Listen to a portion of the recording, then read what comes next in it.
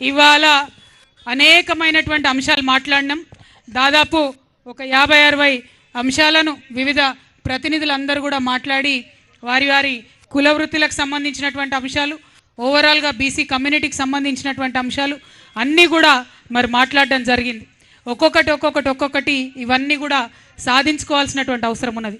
అయితే ఇవాళ ఇక్కడ సావిత్రిబాయి పూలే జయంతి రోజు బీసీ మహాసభ జరగడం అన్నది ఒక చారిత్రాత్మక అంశం. ఇవాళ మనము చాలా గర్వపడాలి. చరిత్రలో ఒక మైలురాయిని మనం ఇక్కడ వేసినామన్నటువంటి విషయం మనందరం కూడా గుర్తించాలి. ఇన్ని కులాలు ఒక దగ్గరికి రావడం, ఇంతమంది తమరి ప్రాబ్లమ్స్ చెప్పుకోవడం అన్నది మామూలు విషయం కాదు. మన అంతిమ లక్ష్యం బీసీలకు రాజ్యాంగ రక్షణ రావడం అన్నదే అంతిమ లక్ష్యం. అది కేవలం రాజ్యాంగాన్ని మరి అమెండ్మెంట్ చేస్తేనే వచ్చేటటువంటి విషయం. సో ఆ కాన్స్టిట్యూషనల్ అమెండ్మెంట్ కోసం దూరంగా ఉండేటటువంటి గోలు, కానీ దానికోసం ప్రయత్నం చేయాలి. అది చేస్తూనే మనకు తక్షణ అవసరంగా ఇప్పుడు మన ముందున్నటువంటి ప్రతి సమస్య మీద కూడా మనం మాట్లాడాలి. అది ఏదన్నా కావచ్చు, విద్యార్థులకు సంబంధించి ఫీ రియంబర్స్మెంట్ కావచ్చు, కళ్యాణ లక్ష్మికి సంబంధించి అంశం కావచ్చు, గొర్రెల పంపకం ఆపిన సంగతి కావచ్చు, నాణ్యత లేని చేప పిల్లలు వేసినది కావచ్చు, నూలు సబ్సిడీ ఇవ్వకపోవడం కావచ్చు, ఎంబీసీలకు సంబంధించి మాట్లాడకపోవడం కావచ్చు, సంచార జాతులకు సంబంధించి సర్టిఫికెట్లు ఇవ్వకపోవడం కావచ్చు. ఒకటి కాదు, రెండు కాదు, అనేకమైన అంశాలు ఉన్నాయి.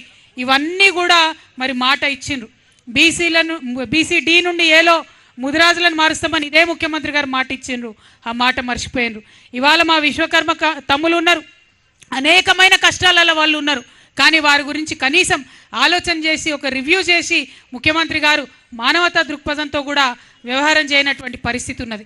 ఇట్లా బీసీలలో ఉన్నటువంటి 130 కులాలలో ఒక్కొక్కరికి ఒక్కొక్క సమస్య ఉన్నది. ఆనాడు మరి తెలంగాణ రాష్ట్రం తెచ్చుకున్నాక ఇది సబ్బండ వర్ణాల రాష్ట్రం అని చెప్పి చాలా ఓపికతోని మనం ఎంతోమందికి ఎన్నో పనులు చేసుకున్నాం.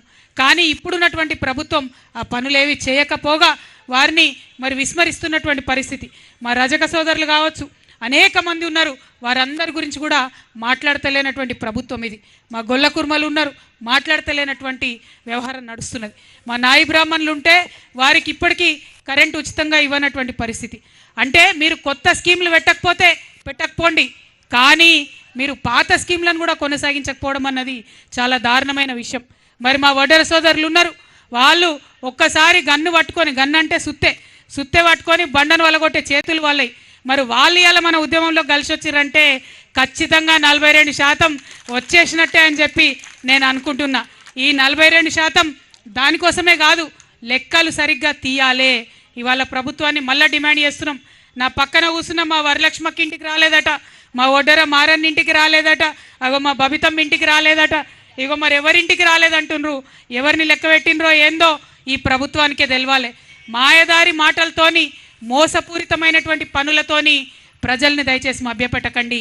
మీరు సంపూర్ణంగా కులగణన చేయండి, బీసీలకు న్యాయం చేయండి, ఎస్సీ ఎస్టీలకు ఉన్నటువంటి హక్కుల్ని కాపాడండి, మైనార్టీకి ఉన్నటువంటి హక్కుల్ని కాపాడండి, ఆదివాసీల హక్కులు కాపాడండి. వాస్తవానికి వేదిక మీద మా ఎరికల సోదరులు వచ్చిండ్రు, మా చెంచు సోదరులు వచ్చిండ్రు, ప్రతి ఒక్కరు కూడా వచ్చిండ్రు, మైనార్టీలు వచ్చిండ్రు. అందరు ఏమన్నారంటే ఎస్సీ ఎస్టీ బీసీ మహిళలం మనందరం కలిసి ఉన్నప్పుడే హక్కులు సాధించుకోవచ్చు అని వచ్చిండ్రు. కానీ ఇచ్చుడే పర్మిషన్ మీరు లేట్గా ఇచ్చిండ్రు. దాంతో మేము అడిగింది 11 నుంచి 5 వరకు, మీరు 3 గంటల నుంచే సభ బంద్ చేయండి అంటున్నారు. ఎందుకు ముఖ్యమంత్రి గారు మీకు ఇంత భయం? బీసీలం ఏం అడుగుతున్నాం మిమ్మల్ని?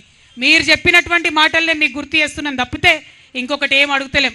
మేము ముఖ్యమంత్రి గారిని మళ్ళీ ఒకటే డిమాండ్ చేస్తున్నాం, కామారెడ్డి డిక్లరేషన్ని యథాతథంగా అమలు చేయండి. కామారెడ్డి డిక్లరేషన్లో అన్ని కులాలకు సంబంధించినటువంటి అంశాలు ఉన్నాయి. అందరి తరఫున మేము అడుగుతున్నాం, యథాతథంగా కామారెడ్డి డిక్లరేషన్ అమలు చేయండి. ఇక ఇది నేను అడిగితే దీనిలో తప్పేమున్నది? మీరు చెప్పిందే చేయమని నేను అడుగుతున్నా. ఇక పిసిసి అధ్యక్షులు మా నిజామాబాద్ జిల్లానే అన్న మహేష్ కుమార్ గౌడ్ అన్న గారు మరి నాకు ఛాలెంజ్ చేస్తున్నాడు. ఛాలెంజ్కి సిద్ధమా చెల్లెమ్మా నువ్వు? మీరు 10 ఏళ్ళలో ఏం చేసిండ్రో మేము ఇప్పుడు 1 సంవత్సరంలో ఏం చేసినామో అంటున్నారు. అన్న మహేష్ అన్న, నేను ఛాలెంజ్కు any time, any centre, any గల్లీ నేను రెడీ. ఎక్కడికంటే అక్కడికి వస్తాం, ఎక్కడికంటే అక్కడికి వస్తాం. తెలంగాణ రాష్ట్రం ఏర్పడ్డాక మొదటి 10 ఏళ్లలో జరిగిన అభివృద్ధి ఏంది, ఇప్పుడు మీరు వచ్చినాక జరిగినటువంటి అభివృద్ధి ఏంది, దీని మీద చర్చకు నేను సిద్ధంగా ఉంటాం. కాకపోతే మీ కాంగ్రెస్ మోసాల చిట్టా అంతా కూడా నేను చెప్పిన ఇప్పటిదాకా ఒక్కసారి తిరిగి చూసుకోండి. ఎదురుంగోని మీద రాయేసే ముందు అద్దంలో మన ముఖం మనం చూసుకుంటే బాగుంటుంది.